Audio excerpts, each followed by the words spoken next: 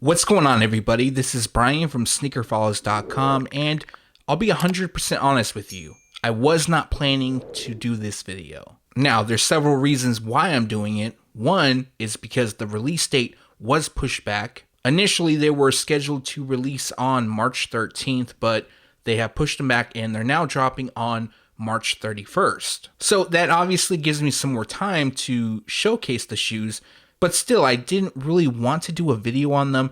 And the only reason why is because really, I don't think a lot of people want to see it. However, I do need to build up this channel as far as showcasing, the reviews or whatever you want to call these videos. And my spot still hasn't got the Air Jordan 3 Georgetown in. I don't even know if I'm going to be able to do that in time. So decided to pick these up. Also, my girl, she really likes these, so right after the review, I am giving these to her. So this isn't my traditional size. This is a women's size 8.5. And as for the size range, when they do drop, they'll be available in a women's size 5, which is a men's size 3.5, up to a women's size 12, which is a men's size 10.5. Just so I don't forget, the retail price is $190. So in this video, what I'm going to do is pretty much give you a closer look, talk about the release, where you'll be able to buy, how hard the shoe will be to obtain if you are interested in grabbing them,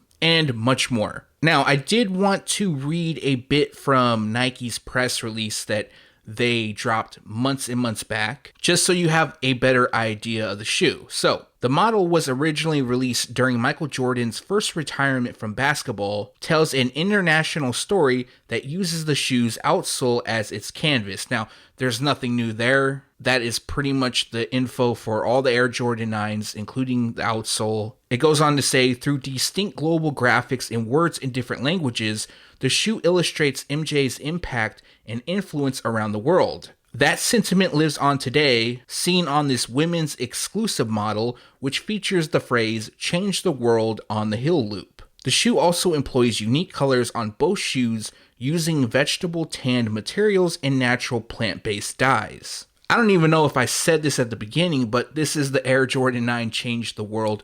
Originally, this pair was being called Cactus Flower, and that was before Jordan Brand and Nike put out that press release. So the pair features a white cactus flower and desert berry colorway, and I'm going to bring you in for a little bit of a closer look.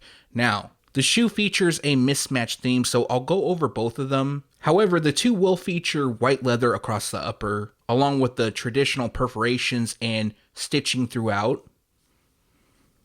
So then the midsole on this pair is a shade of yellow. It's like a pale yellow.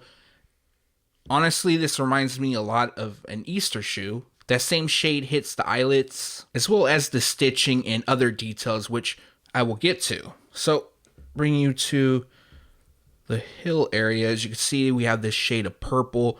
That shade pops, not as much as the other shoe. The other shoe overall, in my opinion, definitely stands out. Now, around the toe, which I forgot to mention, it's almost like a shade of gray. Maybe the best way to describe it is like a bluish gray. And then you can see the Jumpman. That is a very dark navy. All right, so let's get to the heel on this shoe. We got the 2-3, got the Jordan Globe, and then Change the World. As you can see, it's a mixture of that yellow, we got purple, and then that dark navy. Now, the shade on the midsole, it's slightly different compared to the accents throughout. That was an issue on the Air Jordan 1 UNC. I mean, it really wasn't an issue for most.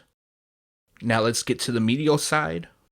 Same setup as the lateral, yellow across the midsole, purple, a bluish gray hue, and then white up top. You can also see the craftsmanship. Now, again, that ranges pair to pair, and I'll go over more on that later on in the video, but all right, so just go into the toe box real quick.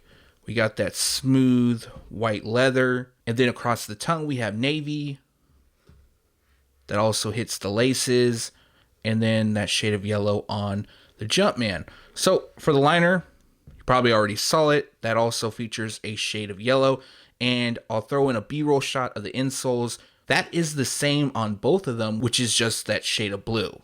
Now, let me set this up real quick, and then I will bring up the other shoe.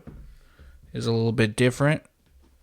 not incredibly different. Let me move this back. Sorry about that. I'm gonna have to cut this out. Now on this pair, we have what appears to be violet. Now that shade really pops, definitely stands out a lot more. And then on the ankle, it's like a cross between purple and red. And then we have a burnt orange-like shade that wraps part of the mudguard and the toe.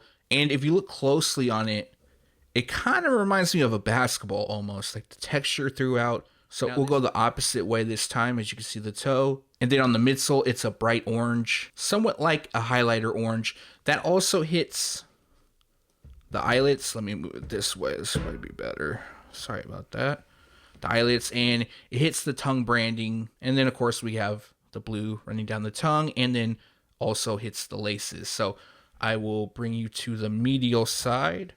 And once again, the same setup. Now we'll go to the heel, and I'll be honest, there's probably a better way to do this video. I'm still getting the hang of all this once again. We got the 2-3 stitch. The Jordan and Globe logo is done in orange. And we also have Change the World running down the heel loop. All right, so the outsole on this pair, all white.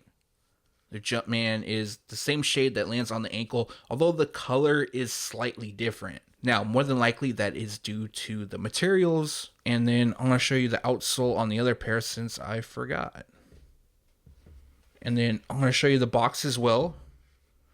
So all white and then blue on the Jumpman. So I'm not a huge fan of this pair. I don't know if a lot of people are. I haven't seen too much talk about them other than the usual stuff where a release date gets changed or whatever it may be.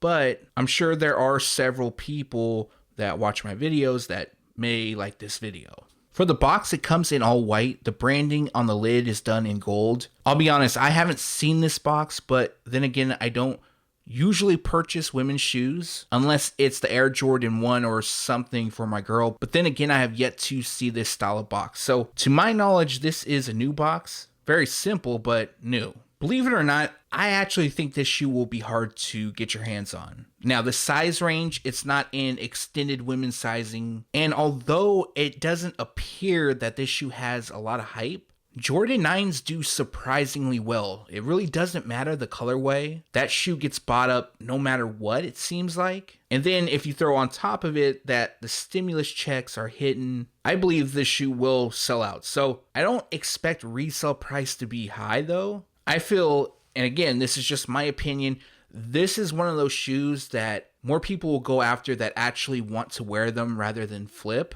So with the retail price being $190, I think the resale price will be around $250. Now, me stating the resale price is for those that miss out and really want the shoe and then they decide to go on the aftermarket to purchase. Hopefully that isn't the case. Hopefully you grab them at retail, but you guys already know how it is. So with that being said, retailers like Foot Locker, Finish Line, pretty much everywhere will have this shoe. Now, unfortunately, it might not be on the 31st. I know shipments are really bad right now. This pair has already been pushed back once, and that was due to the fact of shipments. A lot of retailers have yet to receive them. And then you have shoes like the Air Jordan 1 UNC. So with that pair, they're going to restock at a bunch of Foot Lockers. I shouldn't say restock, I should say release for the first time. And I believe that takes place on the 23rd or 24th. I'm not 100% positive on that. And I had planned to do a video on that shoe restocking, but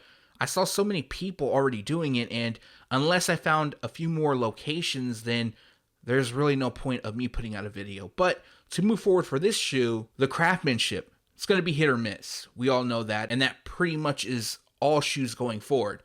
For this pair, there's a lot of chipping on the midsoles. One of the things I strongly dislike about a shoe is the paint streaks. Yes, I get it. Every shoe is going to have flaws in some way, shape, or form. Especially those UNCs. I saw some of them looking really bad. But hopefully my camera picks that up. You can kind of see it in the midfoot area. You can see some blemishes here and there.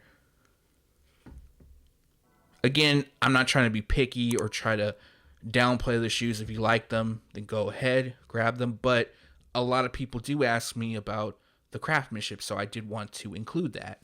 To keep with the theme of these videos, on a scale from 1 to 5, 5 being the hardest to grab, 1 being the easiest, this pair I would suspect it would be a 4.5. Now, before the hype, excluding the stimulus, this pair would 100% sit. Now, when I say it's a 4.5, that pretty much goes for the online release. Now, going in store is a different scenario. I've actually seen shoes sitting in stores, not where I'm at, but from other people's videos or taking pictures. So there is a possibility, depending on where you live, that you can just walk into a retailer on the next day or maybe the next several days and see your size sitting. Anyways, that is pretty much it for this video. Now, as far as these type of showcasings, next up I plan on doing is the Air Jordan 5 Stealth 2.0. I know that pair is a lock. Also, the Nike Air Max 90 Bacon.